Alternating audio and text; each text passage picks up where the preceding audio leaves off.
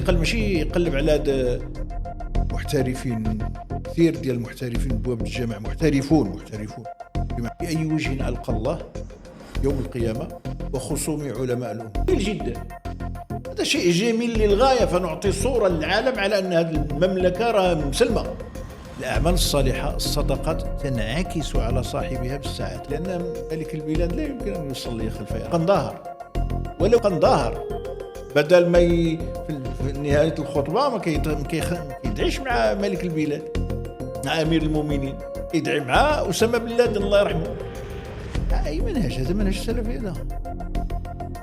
هذا أسلس، هذا الظلام، هذا الظلام نفس الظلام. صحيح كان عندنا أشياء مزيانة، كنا كنصلي، كنا كنعبدوا الله، كنا كنتقي الله ما أمكن، لكن كان عندنا الإدماج في العقول ديالنا.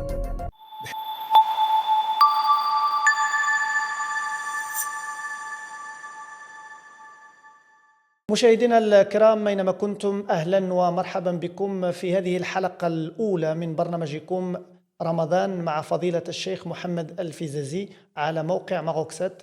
سوف نحاول من خلال هذه الإطلالة الرمضانية الحديث عن العديد من القضايا والمواضيع التي تهم الرأي العام الوطني والمحلي أيضا، وكذلك عديد من القضايا الدينية والمجتمعية والثقافية مع الأستاذ محمد الفيزازي. يشرفنا كثيرا أن تكون معنا في هذه الإطلالة الرمضانية الأستاذ محمد الفيزازي، مرحبا بك معنا.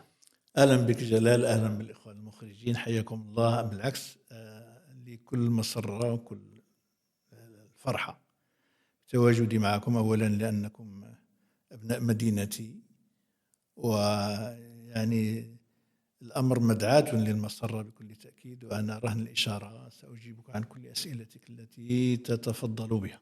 بارك الله فيك أستاذ محمد الفيزازي، ومرحبا بك في مدينة طنجة، وأنت أكيد الآن مقيم في الدار البيضاء، ربما لارتباطات شخصية ودعوية وإلى غير ذلك، وكذلك سعداء جدا بأن تعود إلى هذه المدينة التي قضيت فيها يعني عمرا كاملا من الدعوة 45 سنة ومن العمل أيضا. إذن 4 عقود ونصف، هذه ليست بالسهلة في مسجد بن ديبان. مساجد، وكان ربما بن ديبان كانت أولى مساجد كثيرة. لا، أول مسجد كان هو مسجد الموحدين في درادب. مساجد كثيرة جدا، مسجد الدخلة، مسجد المرنيسي، مسجد كذلك هنا السوريين كان عندي درس أسبوعي. على كل حال مساجد كثيرة وختامها كان في مسجد طارق بكسبرة، وكان هناك ربما الحدث الأكبر في المسيرة الدعوية ديالكم هو الخطبة اللي قدمتم أمام صاحب الجلالة، وربما كانت أنت تصفها بأنها من أهم يعني وأكبر يعني المحطات المهمة في المشوار الدعوي ديالكم. أكيد. هو بالنسبة إلي شخصيا أنا كمحمد الفيزازي، صلاة الملك في مسجدي، استماع إلى خطبة الجمعة، بالنسبة إلي أهم حدث وقع لي في حياتي، أهم حدث إيجابي، ليس لأنها مجرد صلاة بملك البلاد، لا، ولكن لأن لها أبعادا كبيرة ومتنوعة. لا تنسى أنني محكوم 30 سنة سجنا بخلفية إرهابية تفجيرات الدار البيضاء، وقضيت 8 سنوات وراء القضبان. بعد العفو الملكي ثم تتشرف بالإمامة بالملك، فهذا بالنسبة إلي جبر الضرر وإعادة الاعتبار وبراءة تامة مما نسب إليه، لأن ملك البلاد لا يمكن أن يصلي خلف إرهابي ولو تاب، ولو قتل واحد. جميل. فكيف عدد القتلى أزيد من 30 وكوارث 44؟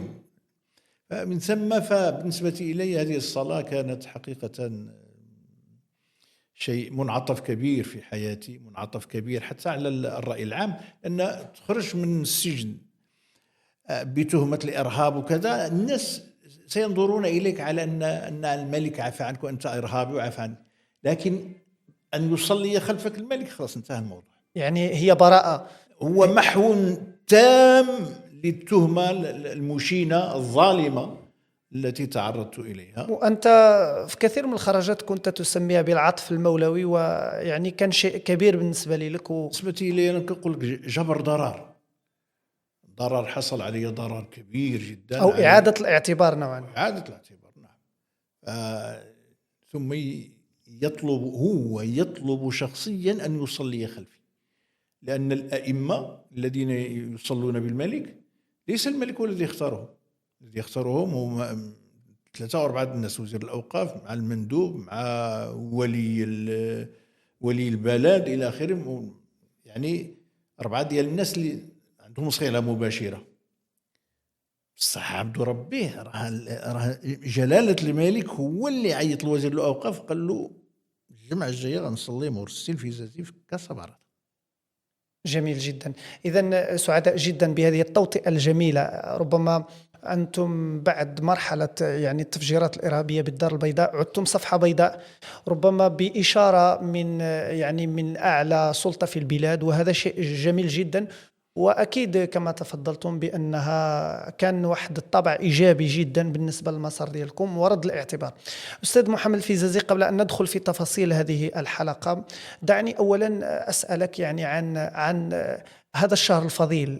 كيف كان النبي صلى الله عليه وسلم يستقبل هذا الشهر الفضيل؟ ما هي النصائح العامة إن صح التعبير للمسلم في هذا الشهر الفضيل، خصوصا وأننا نرى الكثير من التصرفات ربما في بداية رمضان، التهافت، السباق نحو الأسواق يعني، والناس تستعد ربما في الجانب يعني الأكل والمظاهر أكثر من التركيز على روح هذا الشهر وهي العبادات. ولا علاقة، حتى أكون واضحا، لا علاقة بين صيام النبي صلى الله عليه وسلم وصيام الصحابة عموما وصيام التابعين عموما وصيام المسلمين اليوم. لا مجال للمقارنة. النبي صلى الله عليه وسلم كان يفطر على تمرات، يتسحر على شربة ماء أو على تمرات كذلك، أو على شيء من الزبيب، من الأقيط، من الرغيف.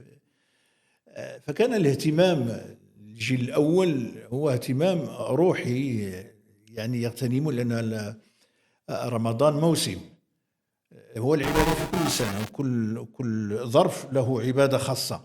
لكن شهر الصيام هو شهر القرآن أيضا. هذا الشهر جمع بين الصيام والقيام وقراءة القرآن. فإذا أضفنا له الصدقات والدعوة إلى الله وصلة الرحيم وكذا فأكرم به وأنعم. من ثم فيكفينا أن نعلم أن هذا الشهر الفضيل الله عز وجل يعتق فيه رقابا من النار، صلى الله عز وجل أن يعتق رقابنا. فهو شهر المغفرة والرحمة والعتق من النار، شهر فيه ليلة القدر، وهي كما تعلمون خير من 1000 شهر.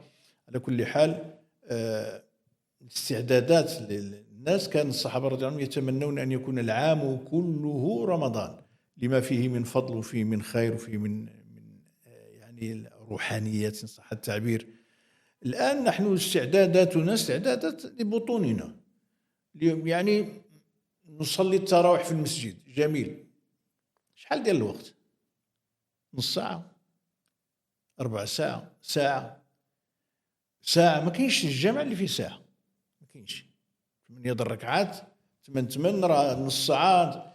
إذن لكن لا يقارن.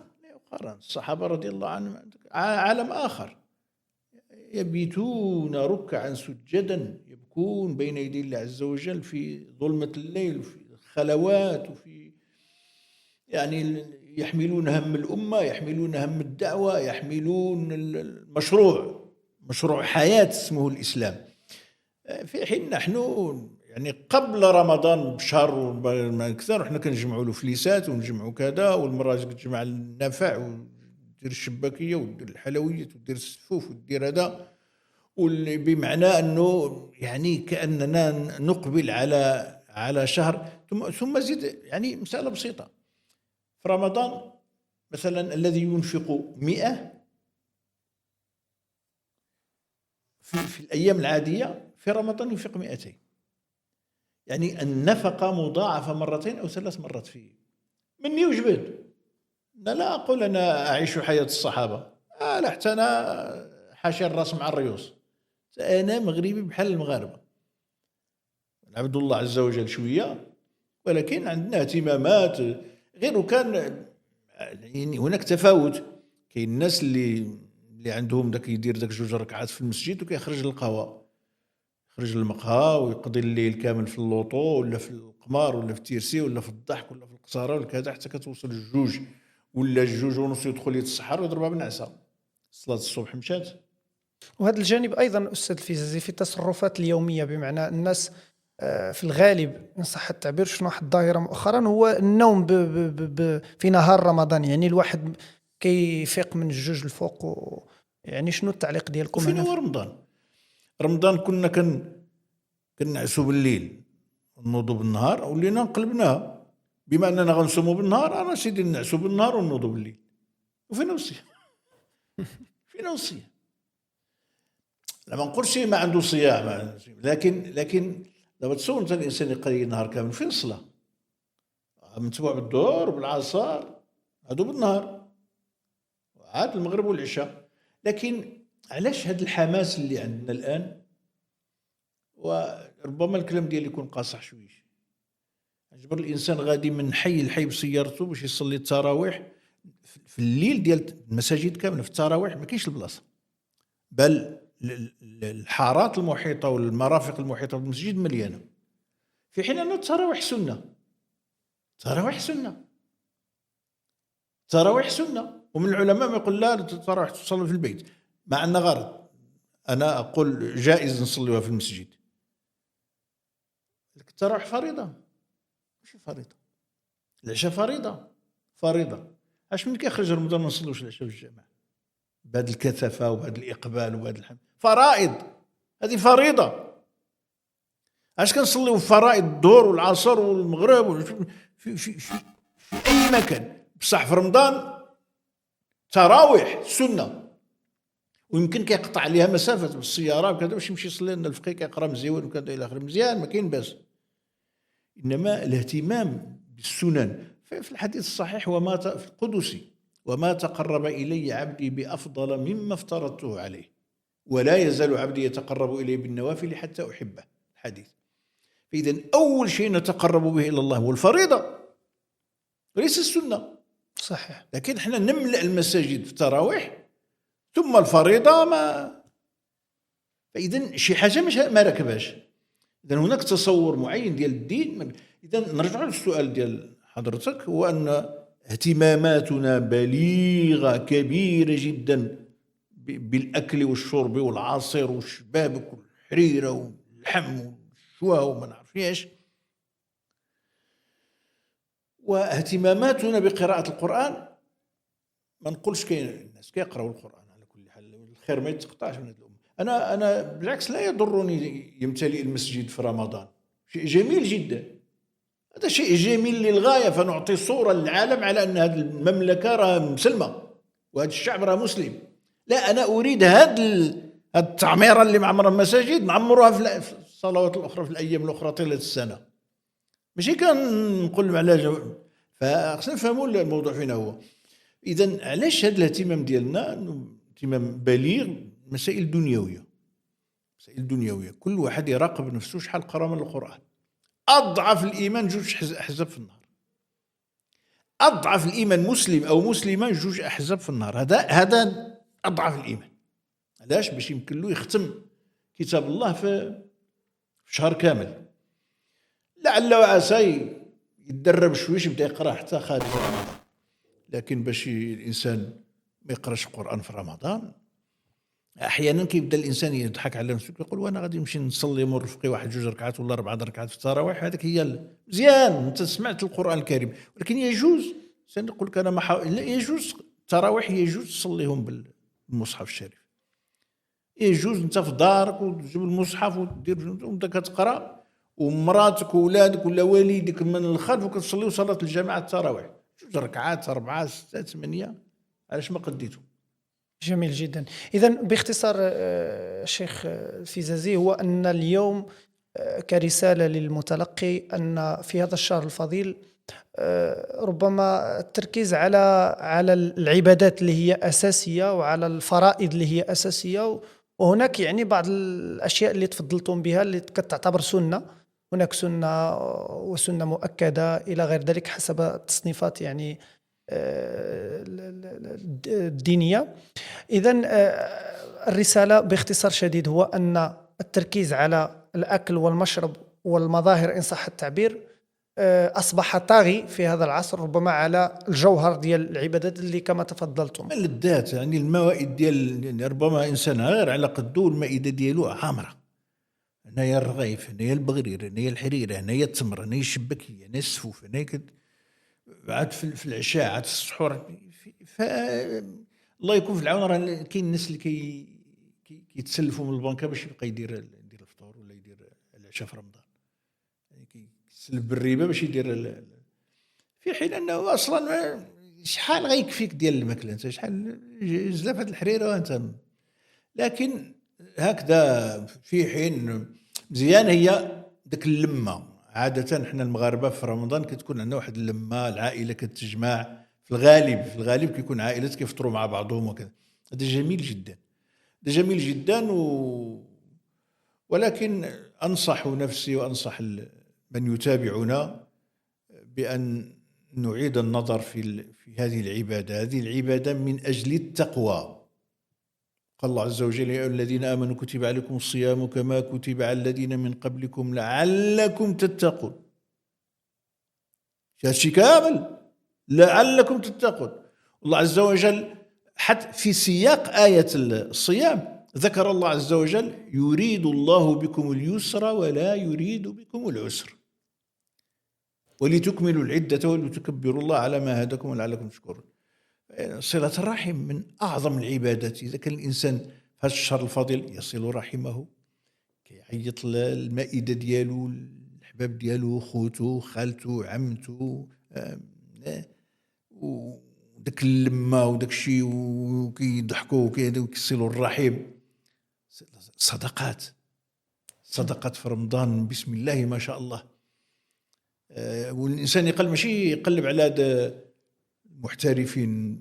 كثير ديال المحترفين بواب الجامع محترفون كل معاني الكلمة. الإنسان عندما قلت صدقة يقلب على أموالها.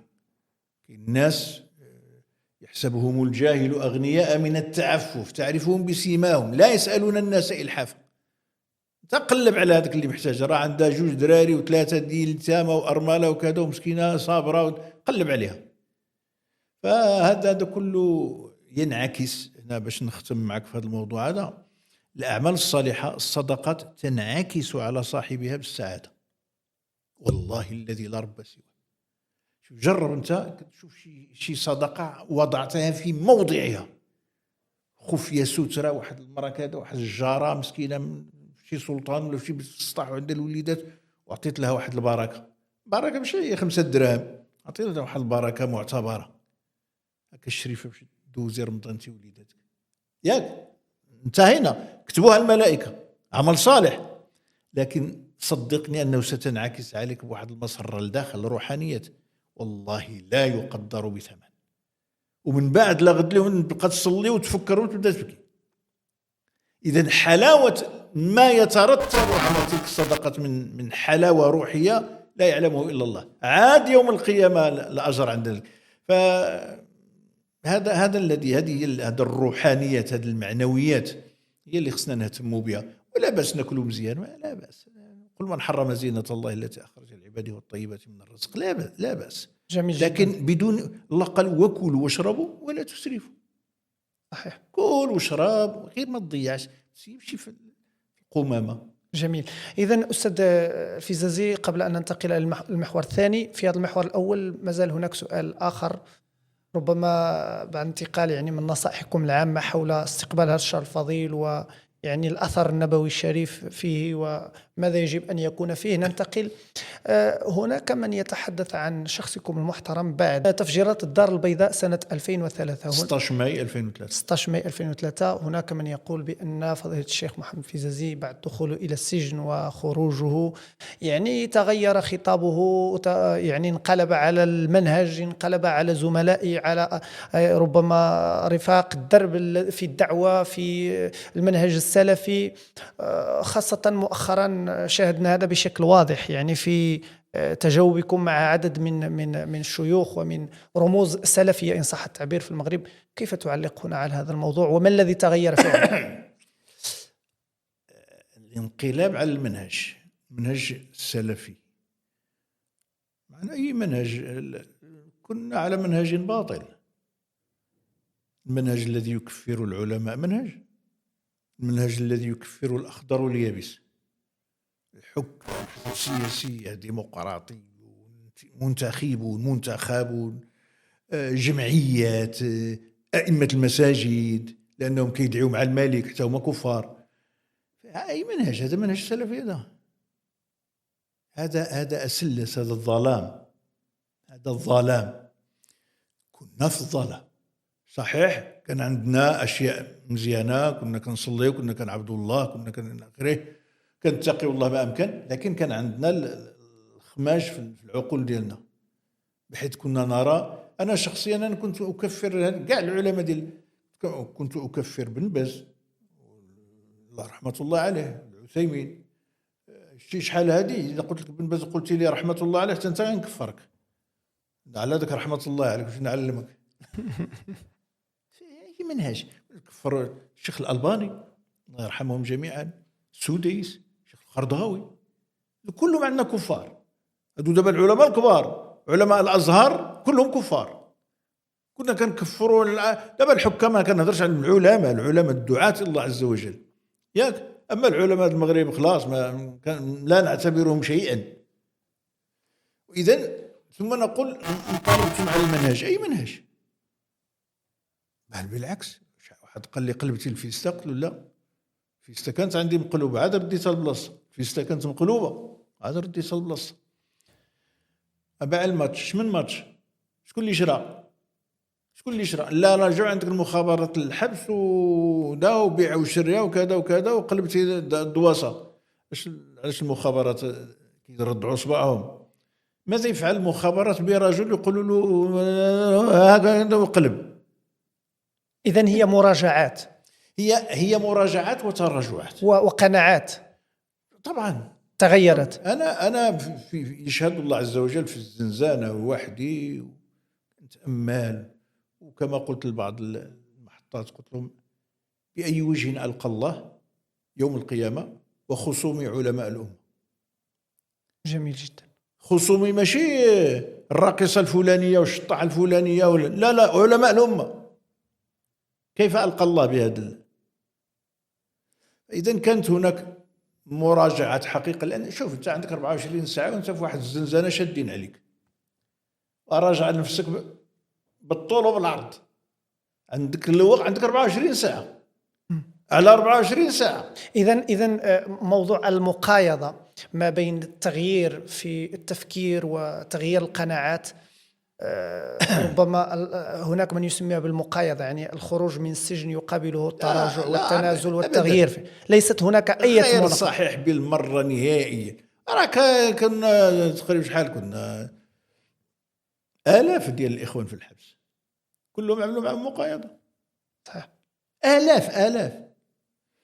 فلا ليست هناك، إنما اللي موجود هو أن الدولة ما كيخفى عليها شيء. الدولة أنت في السجن وكيراقبوا، الدولة أنت في السجن والتقارير تكتب، تقارير كتوصل يوميا، ولا سيما إذا كان الإنسان عنده شوية ديال المركز أو كان عنده قيمة في ذاك التيار اللي كان فيه، فهمتي، يعتبر من الشيوخ ديال ذاك التيار ولا من هذا، عليه العين، كلامه محسوب، تصرفاته محسوبة، معاملته مع الموظفين. فمثلا هنا في طنجة كاين المسجد ديال الحبس، مسجد لداخل الحبس كيجي عندنا الفقيه من برا من وزاره الاوقاف كيجي يصلي لنا بين الجمعه. اذا الحبس فيه تقريبا 3000 ديال الناس، على الاقل واحد 2000 1500 كيصلي. طيب الاخوان موالين الحصحابي كاينين 42 او 43. هذوك 42 و 43 3 ولا 4 هما اللي كيصليو مع الحباسه في المسجد مع الخطيب ديال الاوقاف، وانا منهم. وهما كيصليو وحدهم، كيديروا الخطبه الجمعه فسميتو في الشامبري، وكيدير هذه الخطبه الجمعه راك في قندهر بدل ما في نهايه الخطبه ما كيدعيش مع ملك البلاد، مع امير المؤمنين، كيدعي مع اسامه بن لادن الله يرحمه. الناس في قندهر وقيدوا ولا جلس، راه الموظف كيصلي معاه كيشوف قيدوا ولا جلس. يعني الناس صافي خلاص حاطين نفوسهم هم المجاهدون وغيرهم ضلال مضلون. إذا نختم هذا المحور أستاذ الفيزازي، أنت تعتبر بأنه كان هناك يعني هذا التغيير هو تغيير جوهري، الخروج من الظلمات إلى النور، ومن محطة كان فيها الكثير من ربما الأشياء الخاطئة تم تصحيحها وفقط، ليست هناك ما في لا مقايضة ولا فلوس ولا نخرج قلب هذا ونعطيه وندير ما كاينش. شكرا جزيلا أستاذي محمد الفيزازي. إذن مشاهدينا الكرام نشكركم على المتابعة.